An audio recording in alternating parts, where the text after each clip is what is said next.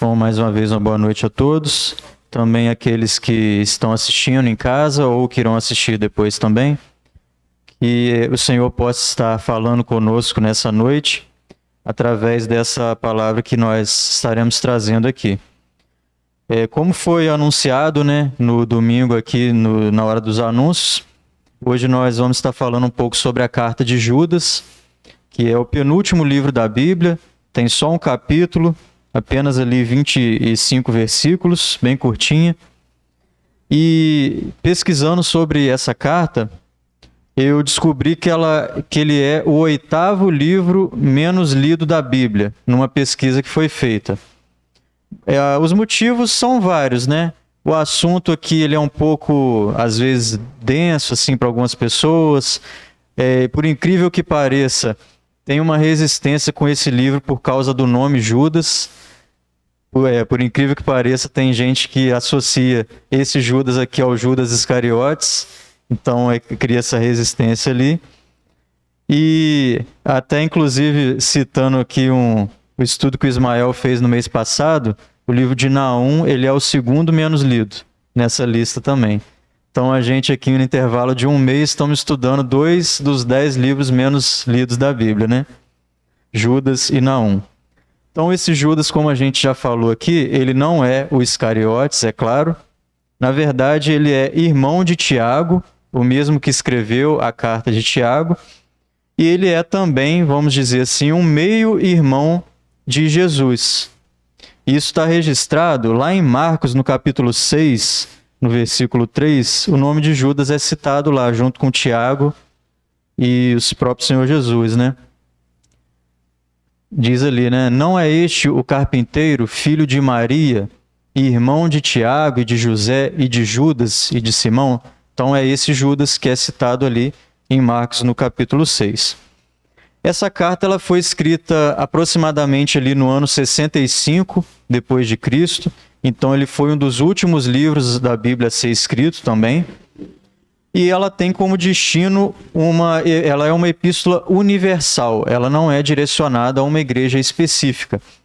Mas à medida que a gente for lendo aqui o que ele diz nessa carta, ele parece citar alguma igreja especificamente, algumas pessoas especificamente, mas ele não direciona essa carta para essa igreja. Ele fala de uma forma geral.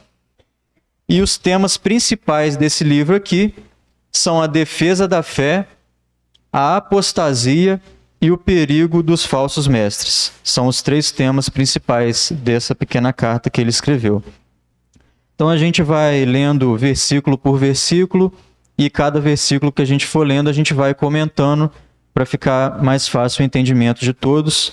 E lembrando que todo mundo tem liberdade de estar contribuindo, participando, fazendo perguntas também.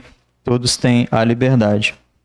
Então Judas, versículo 1, vamos iniciar lendo, diz assim: Judas, servo de Jesus Cristo e irmão de Tiago, como nós já citamos aqui, aos chamados, queridos em Deus Pai e conservados por Jesus Cristo.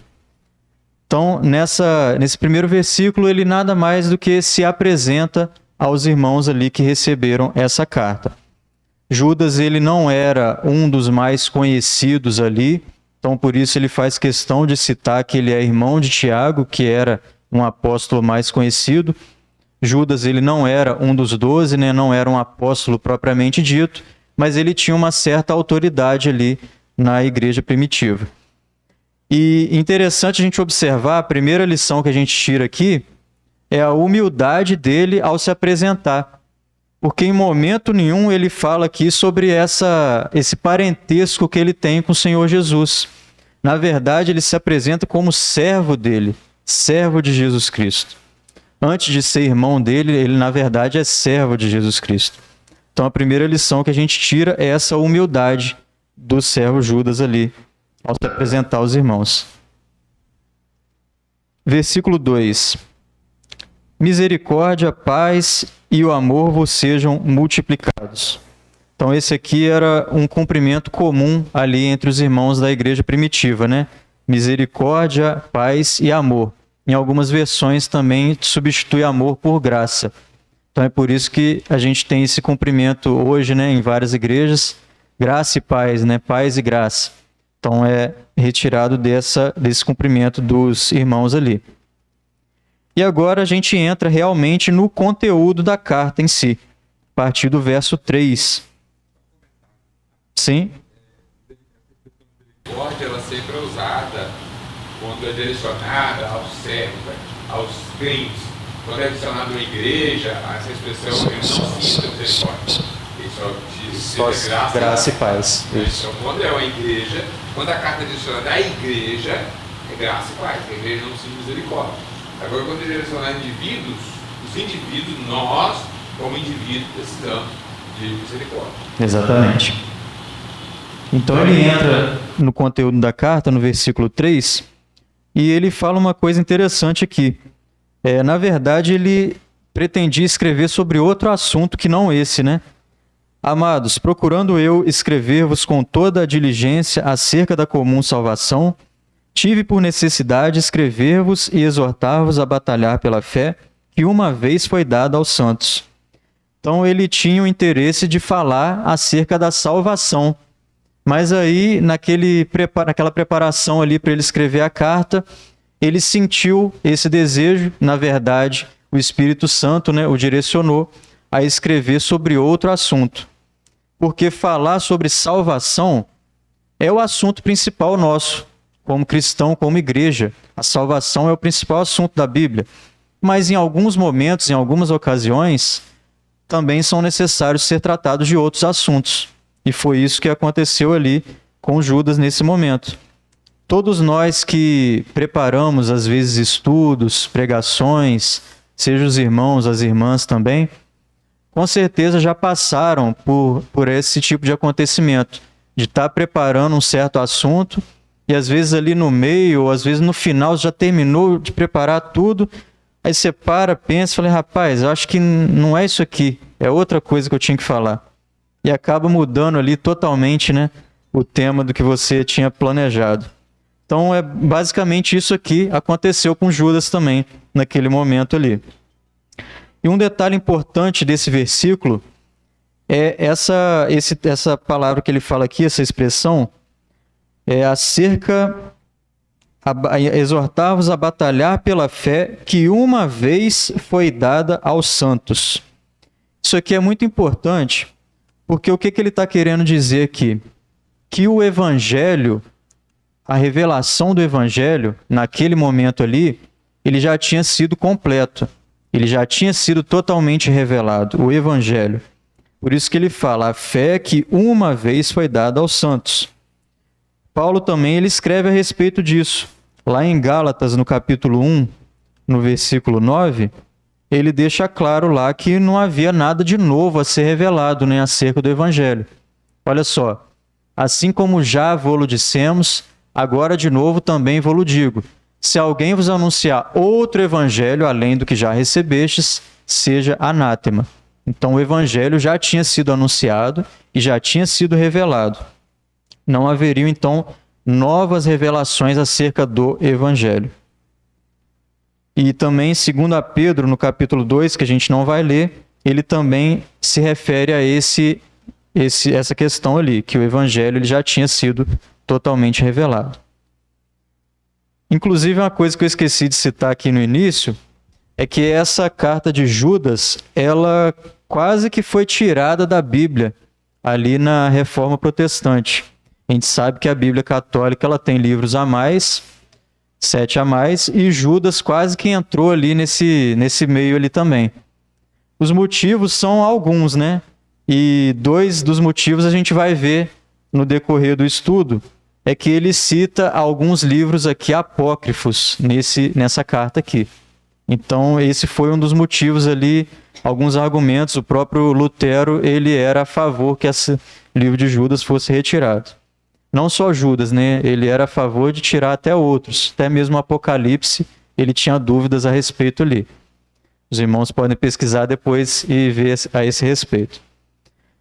Continuando então aqui na leitura, no versículo 4, ele diz: porque se introduziram alguns que já antes estavam escritos para esse mesmo juízo, homens ímpios que convertem em dissolução a graça de Deus, e negam a Deus, único dominador e Senhor nosso, Jesus Cristo. Então aqui ele já se refere a esses falsos mestres que se introduziram no meio do povo ali, apresentando um evangelho diferente daquele que já tinha sido anunciado. E o principal problema desses mestres que se introduziram ali é que eles transformavam a graça de Deus em libertinagem, como diz numa outra versão mais fácil de entender. Essa palavra dissolução que está ali, ela pode ser traduzida como libertinagem. E o que isso significa?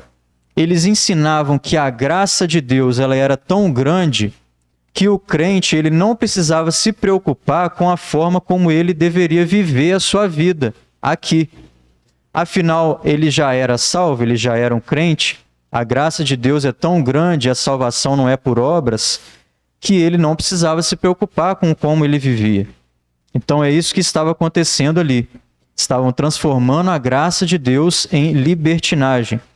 E ao fazer isso, eles estavam negando ao próprio Deus e negando ao próprio Senhor Jesus Cristo. Então essa era a estratégia desses falsos mestres ali. Então vocês vejam que esse tipo de estratégia já é bem antiga. Lá do início da igreja ele já está combatendo isso. Às vezes a gente acha que isso é novo, que isso só está acontecendo agora.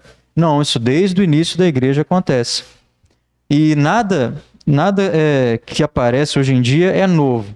Nenhuma heresia, nenhum ensinamento errado é novo. Se você for pesquisar, sempre existiu esse tipo de coisa e as pessoas vão só trazendo de volta esse tipo de ensinamento errado. Então, ao ensinar e viver tais práticas, esses mestres eram tidos como falsos mestres por conta desse falso ensinamento que eles traziam. E ele continua no versículo 5.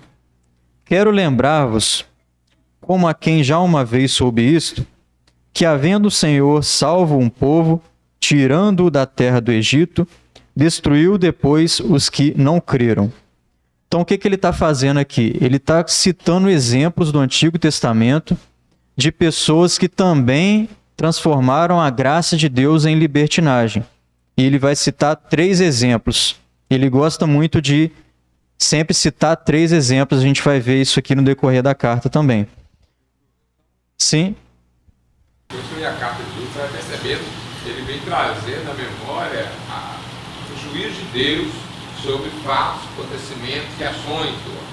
Agora, quando ele usa essa expressão batalhar pela fé, né, as pessoas devem muito entendimento no decorrer da história da igreja, teve que achava que nós tínhamos que guerrear, brigar com as pessoas, para que as pessoas se encaixem mesmo até nós. Eu vejo muito aqui um batalhar pela fé em nós mesmos. É uma batalha nossa conosco mesmo, para permanecer no caminho. Permanecer no caminho. A salvação é do Senhor, mas a permanência no caminho. Então, um batalhar pela fé que uma vez foi dada aos santos. Não é sair batalhando para as pessoas, guerreando para as pessoas, para elas creem na fé que nós cremos. Não é? Como muitas religiões, ela trabalha na matemática, né? O Pedro Romano, por exemplo, trabalhou muito nisso, né? Matava as pessoas porque... Nas cruzadas, né? Matavam em nome de Deus, né? Em nome de Deus, né? Exato. Então eles tinham esse entre aspas, batalhando pela fé que foi dada a eles. Então eles vão lá e matam o ímpio, porque não tem fé. Isso aí. Só isso, assim. Então, ele vai citar, né? Como o Vantui já falou aqui, exemplos de juízos, que ele vai citar aqui exemplos de juízos que aconteceram. E o primeiro que ele cita é justamente o povo de Israel, que foi tirado, né, da terra do Egito. E o que o povo de Israel fez no deserto? Desobedeceu ao Senhor de todas as formas, né? E por isso que ele diz aqui, né? Destruiu depois os que não creram. A gente sabe que aquela geração que saiu lá do Egito, ela não entrou na terra prometida, ela morreu no deserto. Só Josué e Caleb que escaparam desse juízo aí. Então, o primeiro exemplo que ele cita é esse, que o povo judeu que, de uma certa forma, abusou da graça de Deus, achando que talvez por ser o povo escolhido, que eles poderiam viver da forma como eles bem entendiam, e não é bem assim que acontece, né? Ele cita um outro exemplo no versículo 6, e esse aqui já é um pouco mais complexo. Aos anjos que não guardaram o seu principado, mas deixaram a sua própria habitação, reservou na escuridão e em prisões eternas até ao juízo daquele grande dia. Então aqui existe uma discussão, né? Que anjos são esses que são citados aqui? Uma escola de estudiosos vai defender que são filhos de Deus citados em Gênesis capítulo 6, que tomaram forma humana e tomaram mulheres e geraram filhos, os chamados gigantes ali, né? Então alguns estudiosos vão defender que são esses anjos que são citados aqui. A outra linha, mais conhecida, se refere àqueles que se rebelaram junto com Satanás na queda da terça parte dos anjos. Então, são essas duas possibilidades ali. Mas sendo uma coisa ou sendo outra, não vai fazer diferença aqui no ensino que ele quer trazer. Porque, de certa forma, ele está falando sobre desobediência. Então, se for uma coisa ou se for outra, cai já na desobediência. Então, e juízo, exatamente. Então, sendo uma coisa ou sendo outra, é citado aqui que esses anjos foram colocados, então, em prisões e estão ali aguardando o juízo do grande dia. Então, é mais um exemplo de desobediência e que foi, então, punido com o juízo de Deus. Pode falar?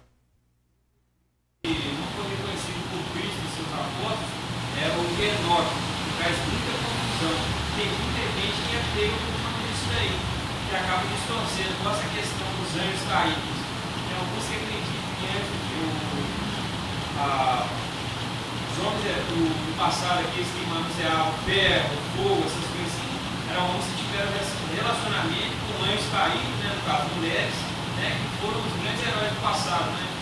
E esse livro de Enoque é bem confuso nessa questão aí, pois porque tem muita gente que não tem fundamento bíblico nas escrituras, e acaba sendo levado por esses pontos aí meio contraditórios.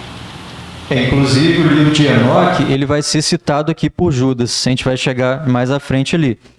E esse livro de Enoque, ele realmente traz ali histórias bem difíceis, né, de acreditar. Ele não é um livro inspirado, né? Então é difícil de acreditar em tudo que está escrito lá realmente.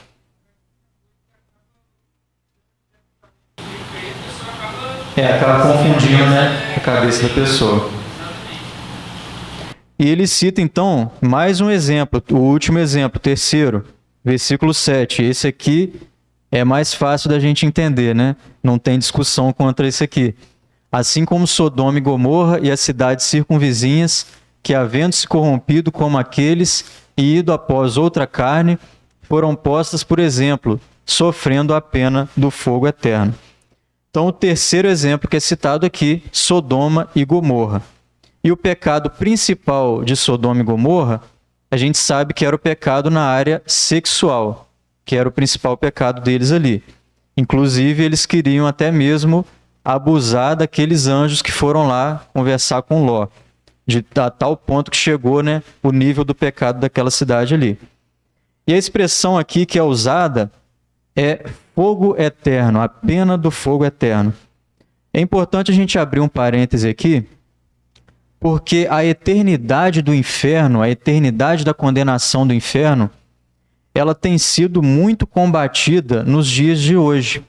Você vai ver muita gente ensinando que o ímpio, após a morte, ele vai ser destruído. Ele não vai sofrer eternamente no inferno, a alma dele vai ser destruída. E isso é uma contradição muito perigosa com as Escrituras. Até mesmo já vi irmão do nosso princípio defender esse tipo de ideia. É uma coisa muito perigosa a gente defender isso. Até alguns tempos atrás, eu até entrei num debate com um camarada lá no Facebook, lá, o Guilherme Ismael deve lembrar que eu mandei para eles lá, e o cara defendendo mesmo aquilo, usando versículo bíblico para dizer que o inferno não era eterno, a pessoa ia ser lançada lá e ia morrer no mesmo momento ali.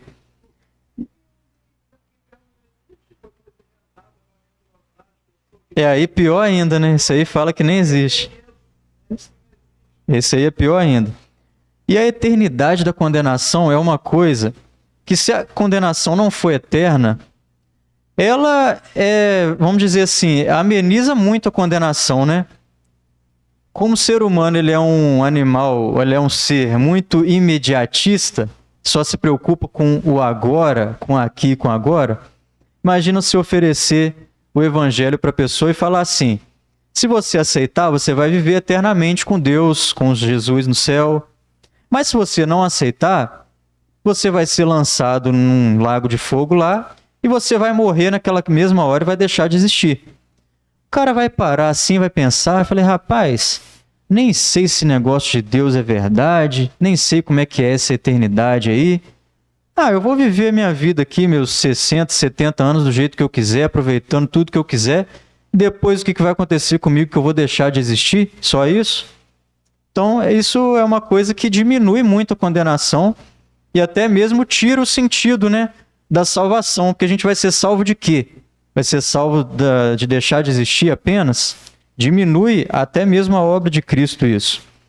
E um exemplo muito bom para a gente entender o porquê da eternidade da condenação, que às vezes alguém pode argumentar também: nossa, mas eu vivi aqui 70, 80 anos e vou ser condenado eternamente por conta disso, por causa da forma que eu vivi aqui esses poucos anos?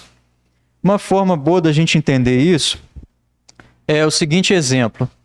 Vamos supor que você tem lá um colega de trabalho que ele está te perturbando lá, te enchendo a paciência. Você estressa lá com ele, levanta, mete um tapa lá na cara dele e se revolta com o cara e faz isso. Qual que vai ser a consequência desse ato que você teve? Certamente você vai ser demitido, é bem provável que você seja demitido.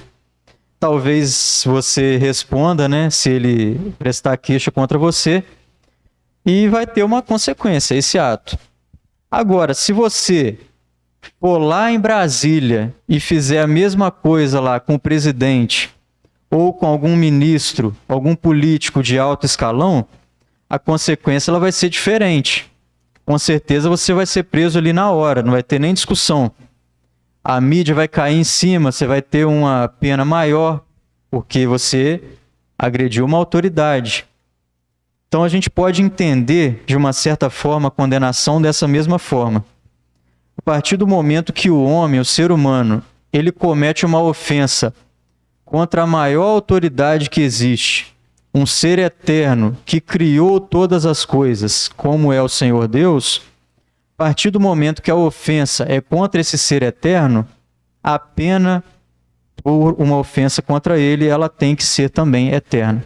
A punição ela tem que ser eterna também, porque a punição ela varia de acordo com aquele que sofreu a agressão. Então a gente pode entender mais ou menos dessa forma. O único versículo que você já deve conhecer que defende a condenação eterna é lá em Mateus 25, capítulo 46, que fala que estes irão para o tormento eterno, e fala também: porém os justos irão para a vida eterna. Ali não tem como sair da interpretação, porque a mesma palavra para dizer eterno para o tormento é a mesma palavra para dizer eterno para a vida. Então, se aquele eterno ali não significa eterno, então aquela vida eterna ali também não significa eterno. Então, se a gente tem como base que a salvação e a vida é eterna, eternamente, então também o tormento tem que ser eterno. Esse único versículo aqui. Exatamente. E esse versículo ele já responde, né? Essa questão toda aí.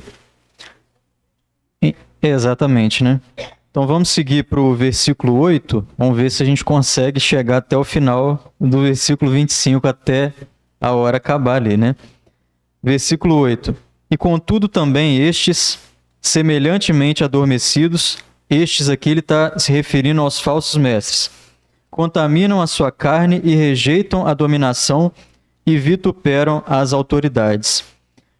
Coloque, Ismael, nesse versículo aí, na versão Nova Almeida atualizada, que ela traz uma expressão ali interessante, quando diz ali, né, do mesmo modo também esses, quais sonhadores, contaminam a carne. Então aqui, essa referência de sonhadores Possivelmente ele está se referindo à fonte que esses falsos mestres usavam para trazer os ensinos deles, se baseando em supostos sonhos, em supostas visões, em supostas aparições de seres angelicais, por exemplo. Então essa tradução ali, sonhadores, ela define bem esse método que eles utilizavam ali. Sim. Hoje não acontece mais isso. Hoje em dia não acontece, não. Não, hoje eles evitam até o bater de asas dos anjos. É fantástico. Praticamente isso aí é só no passado. Ainda bem que isso aí acabou lá, né? Nessa época. E aquela referência que ele diz ali, né? Ao dizer que eles contaminam a sua própria carne, aqui é mais uma referência que ele faz a um pecado ali, possivelmente na área sexual também. Então, por isso que ele até citou lá o exemplo de Sodoma e Gomorra e comparou com eles. E agora ele fala sobre essa contaminação da carne também.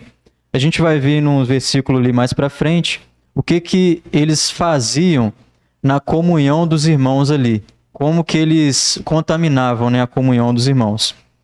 E ele também cita ali um desprezo pelas autoridades. Então, dando a entender que esses entravam ali nas igrejas, não respeitando ali as lideranças locais e causando divisões no meio das igrejas também. E ele continua no versículo 9, falando a esse respeito. Ele diz assim,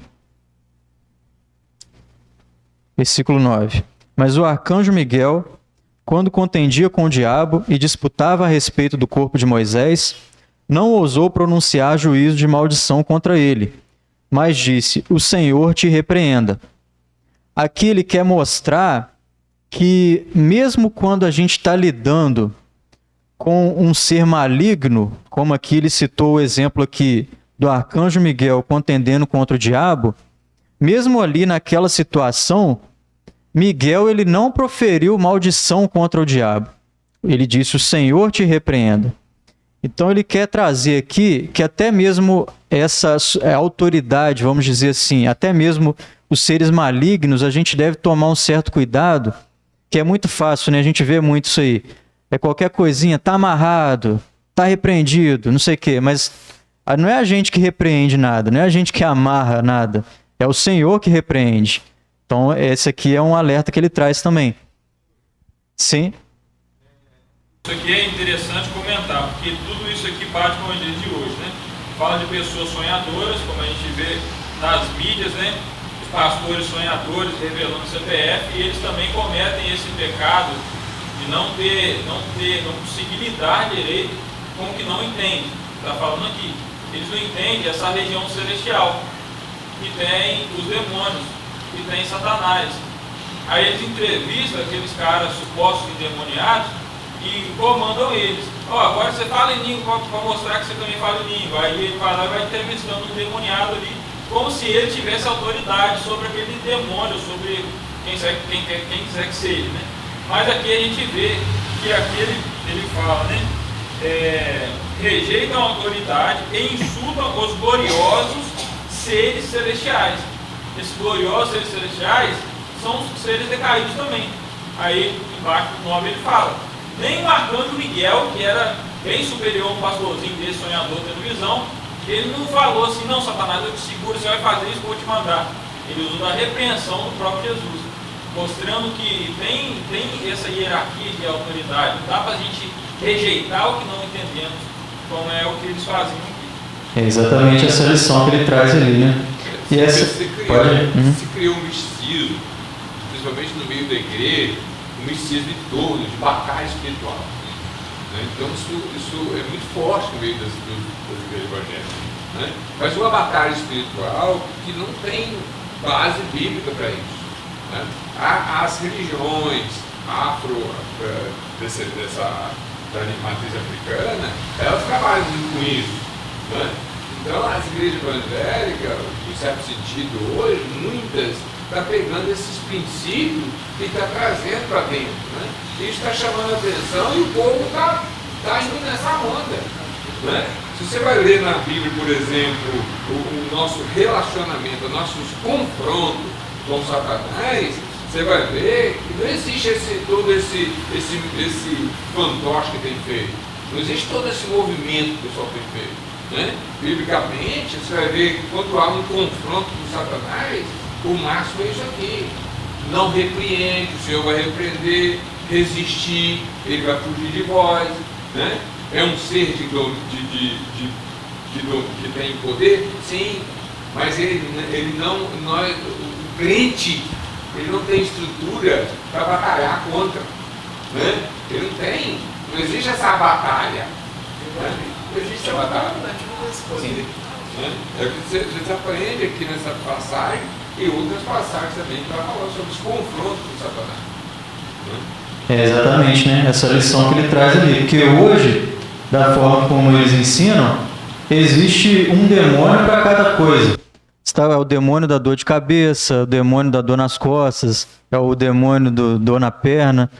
Tudo que você sentir, tudo que você sente, você sentir uma dor qualquer, é um demônio que está ali te perturbando.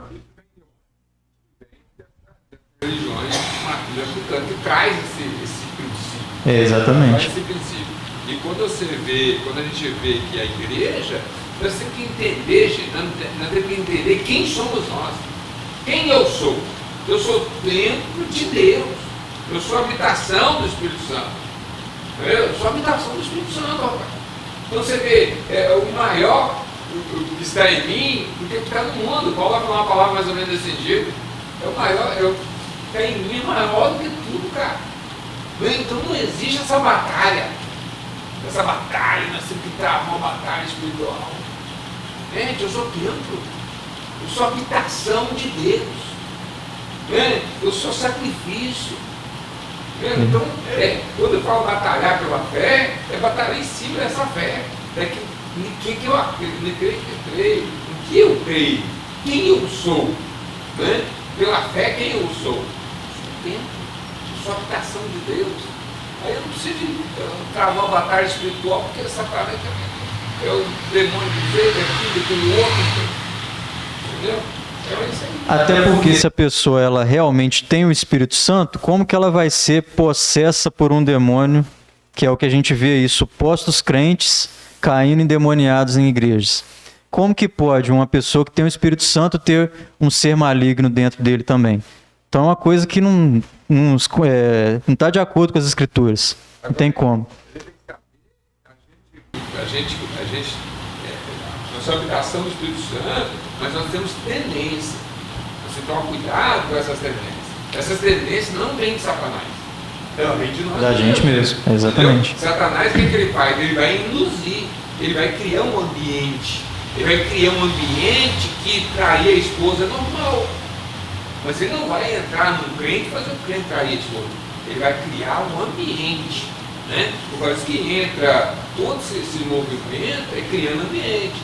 Movimento musical, movimento de filme, movimento de novela, tudo isso, movimento de reportagem, jornais, tudo isso criando o quê? Ambiente. Aí nós, teoria de gênero, né? Essas coisas todas. São tudo ambientes que Satanás vai criando para quê? Para que as pessoas dá vazão. Pequem à vontade, né? Dá vazão ao sentimento dele. Uhum. Porque a raiz do mal, ela está dentro de nós. Exatamente. Satanás é aproveita disso. Sim. Você está falando isso sobre o pessoal de que cada dor é dor de cabeça, demônio. Claro, dor é normal, faz parte. Jesus só sentiu dor porque ele pode. Pois é, né? Não tem nada de demônio. Quem tem. Já senti dor de cabeça várias vezes porque eu disse que é. Uhum. Você vê que é uma coisa tão complexa que você vê. A palavra de Deus em Apocalipse fala do quê? Ficarão de fora os cães, os feiticeiros, os que se prostituem, né? Por causa da criminalidade, os idólatras e os que amam e cometem a mentira, né? Você vê que hoje os povos estão tão cegos de entendimento. Se a gente for olhar na época de Sodoma e Gomorra, o Senhor Deus destruiu Sodoma e Gomorra por causa de quê? Da idolatria, do sexualismo, né? Era uma coisa tão tremenda que o Senhor viu que aquilo ali era uma coisa absurda. Para acabar, foi destruído. E hoje está acontecendo o quê? Não estou julgando, entendeu? Mas tem muita gente com esse pecado dizendo que Deus é comigo. Deus me ama, eu sou. Eu oro, eu faço as coisas do Senhor. Mas será que de fato ele está vendo?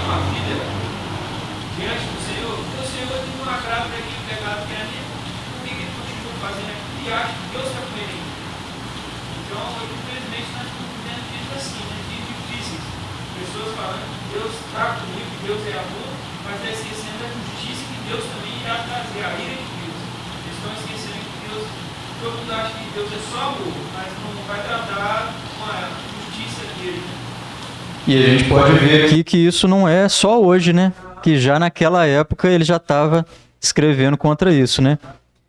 E só por curiosidade, né? Esse versículo 9 que a gente leu aqui, essa discussão ali entre o arcanjo Miguel e o diabo, ela não é citada no Antigo Testamento em nenhum lugar. A gente não encontra essa citação no Antigo Testamento.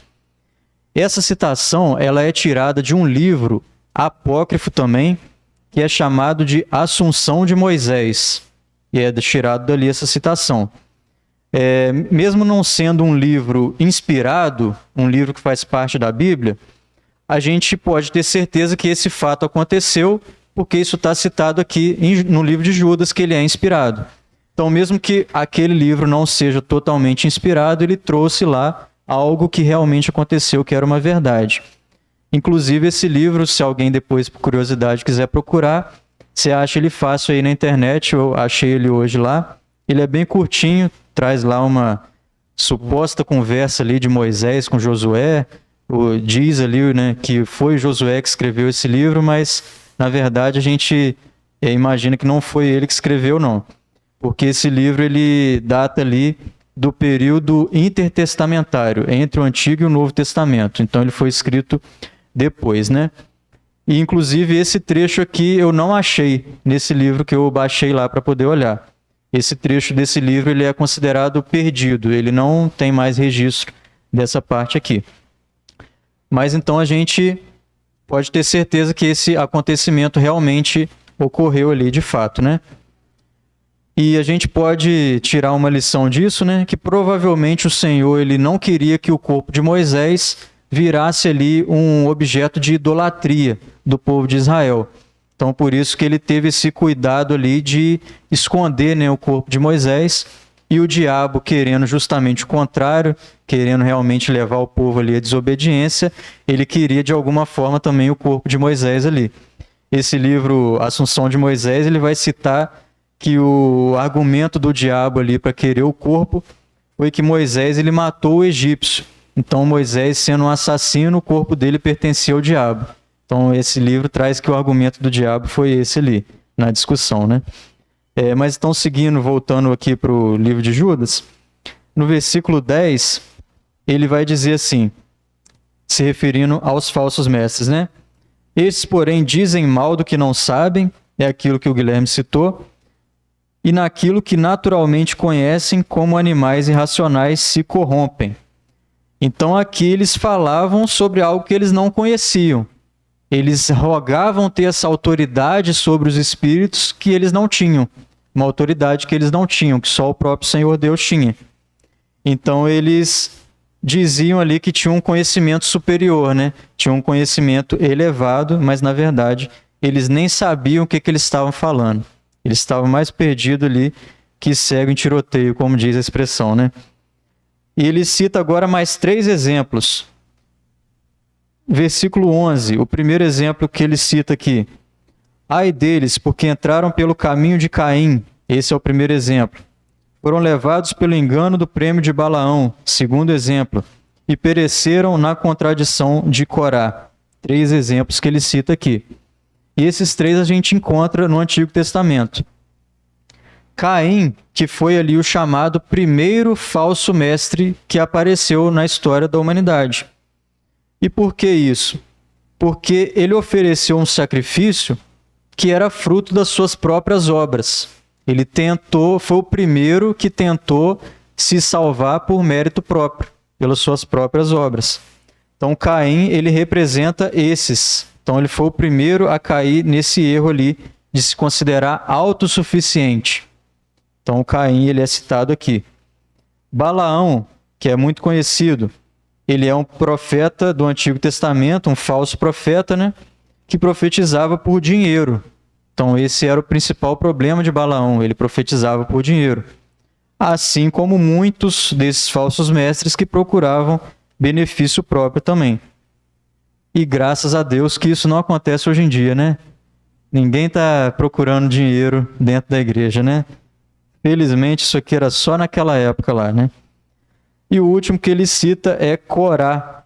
Essa história, esse fato está lá registrado em Números, no capítulo 16. E Corá, ele era um levita, mas ele não estava muito satisfeito com essa posição dele ali. Na verdade, ele queria o lugar de Arão, ele queria ser sumo sacerdote. Ele queria ser ali mais especial, né? Então, o que aconteceu ali foi que o Senhor Deus mandou ali um tremor de terra, e a terra, então, ela literalmente abriu, né? Fez ali um buraco, e Corá e a sua casa, a sua família foram engolidos, então, pela terra ali. Então, Judas, ele cita 3 exemplos com 3 características diferentes. A primeira é o orgulho de Caim, se considerar autossuficiente. O segundo é a ganância de Balaão, que profetizava por dinheiro. E a terceira, a ambição pelo poder, citado ali no exemplo de Corá. Então, são 3 coisas que Judas combate ali nos falsos mestres que ele está citando nessa carta ali. Nos versículos 12 e 13, ele vai usar figuras da natureza para se referir a esses homens. Antes, ele vai citar uma outra coisa que acontecia no versículo 12. Olha só, são manchas em vossas festas de fraternidade, banqueteando-se convosco e apacentando-se a si mesmos sem temor. São nuvens sem água, levadas pelo vento de uma parte para outra. São como árvores... Opa! Voltou, né? São como árvores murchas, infrutíferas, 2 vezes mortas, desarraigadas. Então aqui é um negócio que acontecia ali naquela época, que era as festas de fraternidade. As festas de fraternidade, eles eram alguns ajuntamentos ali que os irmãos faziam antes de celebrar a ceia do Senhor. Eram como se fosse o almoço compartilhado que a gente faz hoje em dia, né? Aqui na igreja. Era chamado de festa de fraternidade. E o que acontecia ali? Esses camaradas chegavam lá nessas festas e começavam a trazer umas ideias erradas lá para o pessoal. Aí o que acontecia?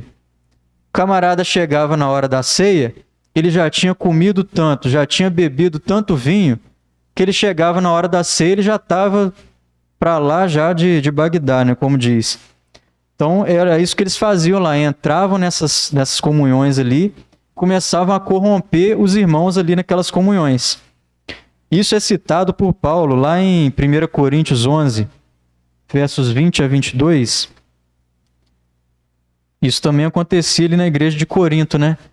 De sorte que quando vos ajuntais num lugar, não é para comer a ceia do Senhor. Porque comendo cada um, toma antecipadamente a sua própria ceia. E assim um tem fome e outro embriaga-se. Não tendes, porventura, casas para comer e para beber? Ou desprezais a igreja de Deus e envergonhais os que nada têm? Que vos direi, louvar-vos-ei? Nisso não vos louvo. Então, o que ele estava falando ali? Que o pessoal estava exagerando, né? Naquelas festas ali. Então, esses falsos mestres, eles aproveitavam esses momentos para poder ali trazer aquelas ideias erradas e corromper o povo também.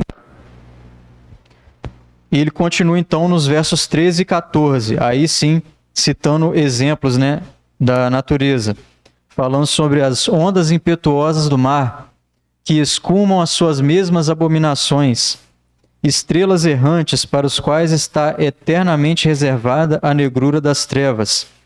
Aqui ele cita ondas impetuosas do mar que escumam as suas mesmas abominações. Ele está falando ali daquela sujeira que o mar vai jogando para fora nas suas ondas, né? Então ele se refere ali a esses falsos mestres como isso, né? Como um mar sujo ali, jogando sujeira para fora.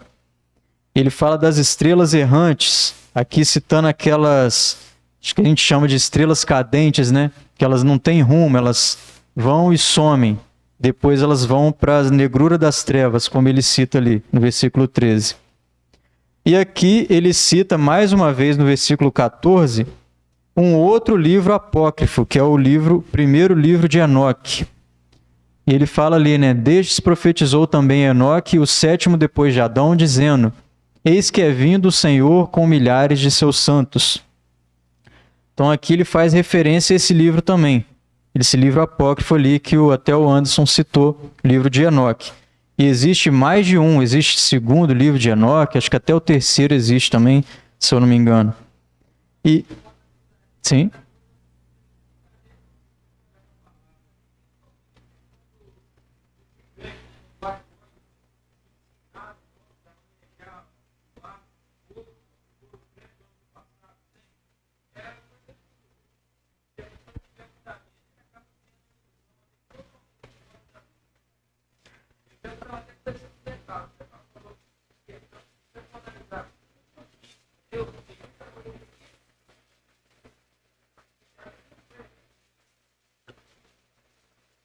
Até tem um filme que fizeram do Noé, não sei se alguém já viu.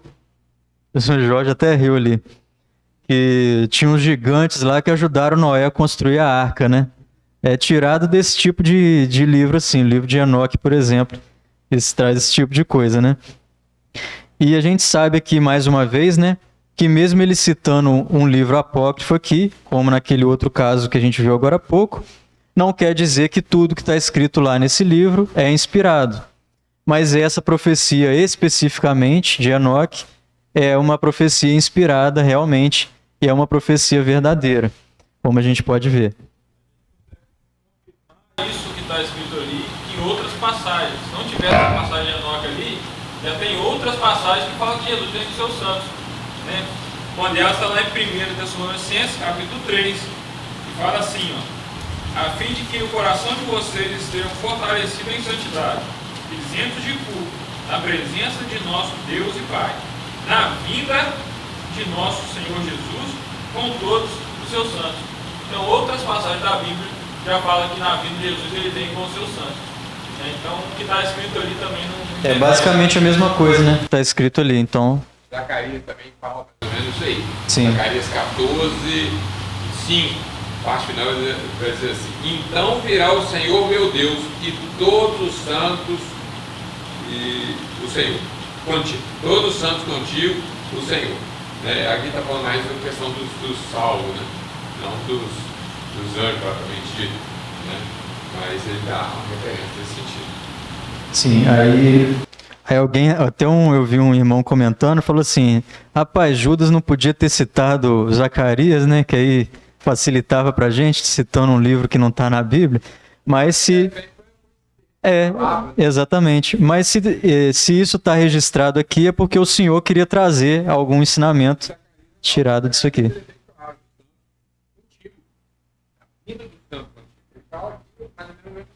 Sim. Eu não sei como está no original, mas dá, você consegue entender claramente. Você lembra, quando falou aqui, eu lembrei de Zacarias. Sim. Automaticamente eu lembrei de Zacarias. Então, como a gente falou, né, essa parte, então, a gente pode entender como inspirada, mesmo estando ali, de um livro que não é totalmente inspirado, né? A gente vai pular um pouquinho aqui alguns versículos, porque senão não vai dar tempo de chegar no final. Não precisa ficar com pressa, não? Tem outras oportunidades, né? Mas aqui nesses outros versículos ele vai citando aqui mais alguns adjetivos, né, desses falsos mestres, né? Fala que eles são, por exemplo, no versículo 16, que eles são murmuradores, queixosos da sua sorte, andando segundo as suas concupiscências, e cuja boca diz coisas muito arrogantes, admirando as pessoas por causa do interesse. Então aqui ele se refere a esses ímpios que já estavam dentro da igreja ali, mas que não faziam parte da igreja. E ele continua no verso 17, agora falando com os irmãos. Parou de falar agora com os falsos mestres e se dirige aos irmãos agora. Mas vós, amados, lembrai-vos das palavras que vos foram preditas pelos apóstolos de nosso Senhor Jesus Cristo, os quais vos diziam que no último tempo haveria escarnecedores que andariam segundo as suas ímpias concupiscências. Estes são os que causam divisões, sensuais, que não têm o Espírito. Então ele deixa bem claro aqui que esses não faziam parte da igreja, porque eles não tinham o Espírito. Então eles são realmente aqui, literalmente, o joio dentro do trigo, como diz na parábola que é bem conhecida nossa. E ele cita aqui que outros apóstolos já tinham falado a esse respeito. E realmente, a gente acha ali 1 Timóteo capítulo 4, 2 Timóteo capítulo 3, 2 Pedro 2 e também a carta de 2 João, é toda falando, alertando a esse respeito aqui. Dos ímpios, né, dos falsos mestres, perturbando o povo de Deus e trazendo divisão para o meio da igreja. Sim? Versículo 16, a gente pode até pensar, né? Também nesses dias não tem pessoas arrogantes, não tem líderes arrogantes, que tem autoridade, que eu determino. Isso é arrogância, cara. É arrogância demais. Vai ver esses grandes vultos do Evangelho hoje, que arrasta a multidão, você vê a arrogância extraordinária, o seu poder, a sua autoridade, o fato de ser ungido de Deus, né? Então, né? Então hoje não acontece. Não, hoje não acontece, né? Só naquela época. E aqui ele usa uma expressão que às vezes a gente pode pensar assim, estranho, né? Que ele cita aqui o último tempo, né? Como a gente pode analisar assim, como assim o último tempo? Ele está escrevendo lá no início ainda da igreja, mas a gente vê que os apóstolos, os primeiros cristãos, eles esperavam a volta do Senhor já naqueles tempos lá. Então, por isso que eles sempre vão usar essa expressão, último tempo. Eles esperavam para aquele tempo lá. Então, o último tempo, ele se refere a esse período, entre a primeira vinda de Cristo e o arrebatamento. Então, esse aí é o último tempo. E isso está registrado lá, quando ele fala aqui que esses não tinham o Espírito, isso confirma o que está escrito em 1 João 2,19, né? Quando fala lá que eles saíram do nosso meio, mas na realidade não eram dos nossos, pois se fossem dos nossos, teriam permanecido conosco. O fato de terem saído mostra que nenhum deles era dos nossos. Então ele deixa bem claro aqui que o que ele está combatendo são esses falsos mestres que não têm o Espírito Santo de Deus, que eram verdadeiros ímpios infiltrados dentro das igrejas ali naquela época. Só naquela época, lembrando, né? Hoje em dia isso não acontece. E ele vai dar alguns conselhos finais ali, nos versos 20 até o verso 23. No verso 20 ele fala: Vós, amados, edificando-vos a vós mesmos sobre a vossa santíssima fé, orando no Espírito Santo, conservai a vós mesmos no amor de Deus, esperando a misericórdia de nosso Senhor Jesus Cristo para a vida eterna. Então a fé, a gente sabe que ela não é um dom nosso, ela é um dom de Deus. A palavra deixa isso bem registrado. Mas ele nos convida aqui a nós edificarmos sobre essa fé. A gente nos conservar no amor de Deus. Então é como até o Vantuí citou no início aqui. A graça, ela é de Deus, mas a gente tem que fazer a nossa parte de conservar exatamente, a batalha que ele citou, né? Conservarmos no amor de Deus, como ele convida os irmãos ali a fazerem. Sim? Ele faz um fechamento muito interessante do batalhar pela fé. É a mesma linha de pensamento de Paulo, né? A luta contra ele mesmo. Eu esmurro meu corpo, eu conduzo meu corpo em servidão. Então, batalhar pela fé não é eu lutar para que as pessoas creem em Jesus. Não é ir para a rua, meter o cacete do pessoal que está pulando carnaval. Não é isso batalhar pela fé. Batalhar pela fé é eu me domesticar segundo a vontade de Deus. É essas palavras que o Judas fala aqui, que é muito interessante. Mas vós, amados, edificando-vos e vós mesmos sobre o vosso a vossa santíssima fé, orando no Espírito, edificando-vos, conservai-vos. É eu me conservar. Eu dependo dele, mas eu tenho uma atitude, né? Conservai-vos a vós mesmos na caridade, no amor de Deus. Né? Então é o batalhar pela fé, é uma batalha interna, não é uma batalha externa com correte, com arma, para que as pessoas creio naquilo que eu creio. A batalhar pela fé, eu sou testemunho. Eu sou testemunho. É a maior batalha contra nós mesmos, né? Cada dia que a gente tem que batalhar, né? E aí ele fala mais algumas coisas ali interessantes, nos versos 22 e 23, que ele fala assim: apiedai-vos de alguns que estão duvidosos, e salvai alguns, arrebatando-os do fogo. Tende deles misericórdia com temor, aborrecendo até a roupa manchada da carne. E aqui, esses duvidosos que ele está falando, ele está se referindo a alguns irmãos ali que podem ter ouvido esse ensinamento falso dessas pessoas ali e ficaram ali um pouco duvidosas em relação à sua fé, em relação à graça, em relação à salvação, em relação a doutrinas fundamentais.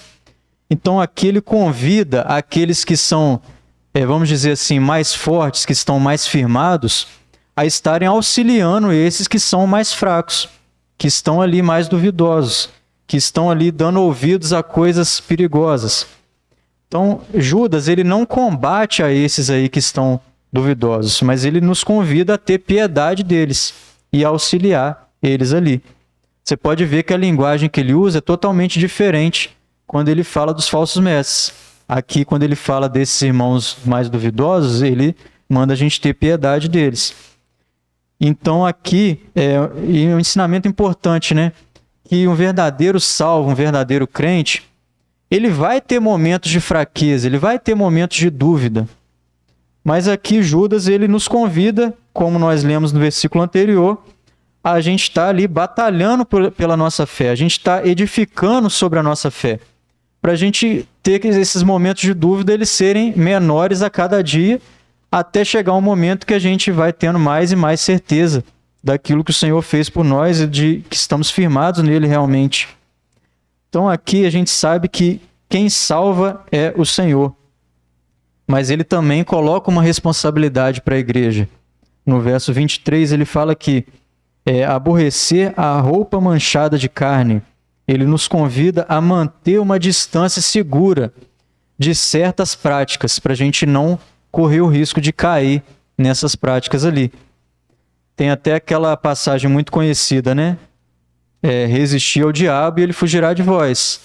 Mas ele não fala para resistir, fugir da aparência do... Exatamente. Fugir. E outras coisas resistir. Então, por isso que ele cita essa expressão, né? Aborrecer a roupa manchada de carne, fugir, manter distância disso aí. E ele encerra os versos 24 a 25. Sim, pode falar. A expressão que ele fala ali no versículo 22 é muito importante, né? De ter piedade com aqueles que têm dúvida, né? Ter compaixão, conhecimento. É por isso que esse tipo de estudo é muito importante também para a gente como igreja, né? Esse estudo de defesa da fé, né? Da apologética que a gente está levando para frente, né? Por isso que Judas, ele decidiu não falar da salvação, decidiu trazer esse estudo, e por isso que é importante esse tipo de estudo também, para a gente tirar essas dúvidas que às vezes irmãos vão ter também, né, sobre essas questões. Isso, exatamente. E a gente não, como se diz, não menosprezar a dúvida do outro, não criticar a dúvida do outro, né? Às vezes a pessoa fica acanhada assim no estudo, numa escola dominical, de fazer uma pergunta, de tirar uma dúvida, que ele pensa assim: rapaz, mas eu acho que isso aqui é muito simples, é muito básico. Se eu perguntar isso aqui, o pessoal vai achar que eu não sei nada. Mas aí ele faz esse alerta pra gente aqui. A gente ter essa piedade, a gente ter esse respeito pela dúvida das pessoas também. Às vezes alguém pode ver e pensar: mas eu já sei isso aí desde anos atrás, que eu já sei isso. Fazendo um estudo sobre isso. De novo, estudo sobre isso, né? Mas a gente tem que pensar que tem outras pessoas também que vão ouvir, que vão ter dúvidas. E de qualquer forma, o estudo ele serve também para mim também, para todo mundo. Então o estudo vai ser. Exatamente. E para a gente encerrar, né? Ele tem aqui os 2 últimos versículos.